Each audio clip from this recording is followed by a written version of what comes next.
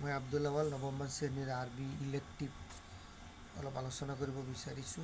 31 পৃষ্ঠাত আছে তাহিয়াতু ওয়া তাহাদুসু হেৱাৰুন বাইনা কবিতা ওয়া নবিল।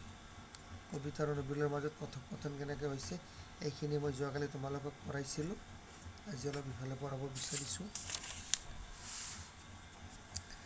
প্ৰশ্ন কৰিছিল সেইফালে কবিতাই, নবিলাই উত্তৰ দিছে। নবিলা, হাজা আখি, এইজন মোৰ ভাই, চাগিৰুন সৰু, এইজন মোৰ সৰু ভাই। মা ইছমুহু, তেওঁৰ নাম কি? সিফালে পাইছিলে মা ইছমুহা, তাইৰ নাম কি? ইয়াত আছে মা ইছমুহু, তেওঁৰ নাম কি? আইনা ইয়াদৰুছু, আৰু ক'ত পঢ়ে? তেওঁ কোন শ্ৰেণীত পঢ়ে? আইনা মানে ক'ত পঢ়ে, কিন্তু ইয়াত আমাৰ অসমীয়া ভাষাটো কোন শ্ৰেণীত পঢ়ে? ইছমুহু চালিম, তেওঁৰ নাম চলিম। হুৱা ইয়াদৰুছু, আৰু তেওঁ পঢ়ে ফি মাদ্ৰাছাতু ইবতেদায়ী, প্ৰাথমিক বিদ্যালয়ত। দূৰত থকা ব্যক্তিৰ কথা কৈছে। মান জালিকা, আৰু সেইজন কোন? জালিকা চাদিকি, সেইজন মোৰ বন্ধু। সুমন হুৱা মিন দিল্লী, তেওঁ দিল্লীৰ পৰা আহিছে।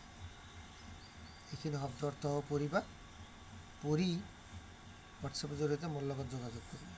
শব্দ অৰ্থ মোক শুনাবা পৰা।